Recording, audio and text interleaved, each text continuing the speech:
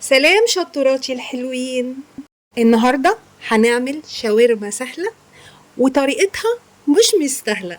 نص كيلو صدور فراخ بس، هتعمليها بكمية وفيرة تنفعك في عزومة، تعمليها لسندوتشات أولادك في المدارس على حسب ما تحبي.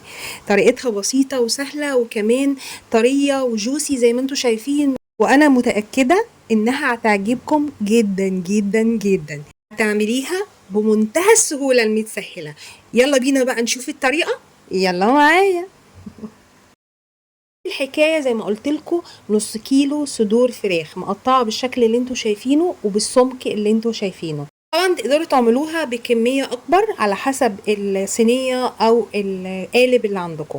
طبعا هنا كل الحكاية بحط ملح وفلفل اسود، بتبلها بالملح والفلفل الاسود ومعلقة عسل اسود. معلقة العسل الاسود بتديها تدخينة حلوة وطعم احلى وبتشيل اي زفارة موجودة في الفراخ.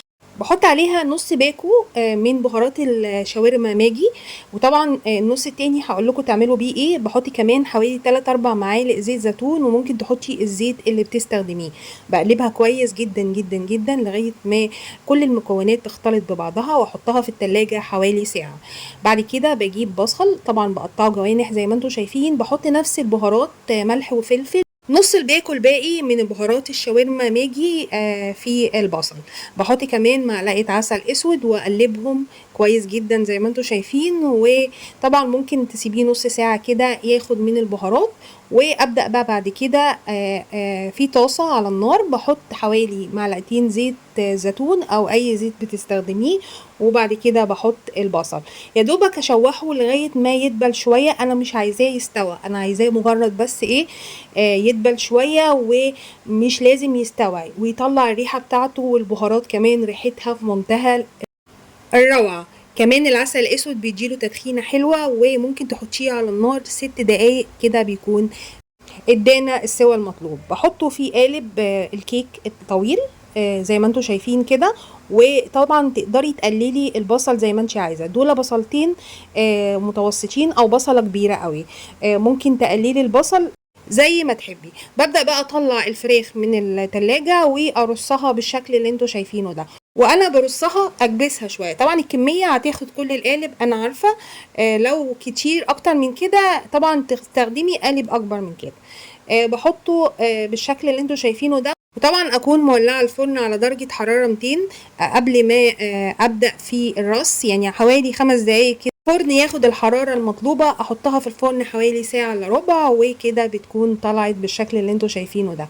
الوش متحمر ومن تحت طبعا البصل. طبعا الميه اللي نزلت منها ده بصفيها وتبقى حاجه كده بتطري الشاورما. ممكن تحطيها عليها، دي كلها فيها كل البهارات اللي موجوده في الشاورما. ممكن تحطيها كده على السندوتشات، بتكون طعمها في منتهى الروعه. لما بتسيبيها شويه بتلاقيها تقلت شويه. انا صوص الشاورما ده بحب احط فيها طحينه واقلبها لغايه ما تبقى سلطه طحينه. طبعا البهارات اللي فيها بتديها طعم مميز، وممكن بقى تحطيها مع السندوتشات بتكون في منتهى اللذاذه. هنا طلعت زي ما انتم شايفين، وببدا اقطعها بالشكل ده.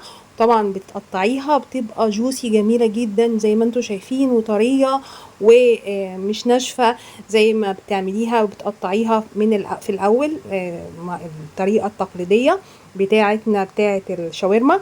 الطريقه دي جميله جدا، وبتبقى طريه الفراخ طريه وطعمها في منتهى الروعه، والبصل كمان بيدي نكهه حلوه مع تتبيله البهارات. زي ما انتم شايفين طعمها في منتهى الروعه. جربوها، جربوها بقى في السندوتشات، جربوها في عزومه، ممكن تعمليها في عزومه هتكون شكلها وطعمها في منتهى الروعه. كمان النص كيلو بيدي كميه كبيره ووفيره. اعملوها وجربوها وقولوا لي في التعليقات رايكم. يا ريت بقى لو عجبكم الفيديو لايك ومشاركه مع اصحابكم عشان يستفيدوا. كانت معاكم مها القناوي، مع السلامه.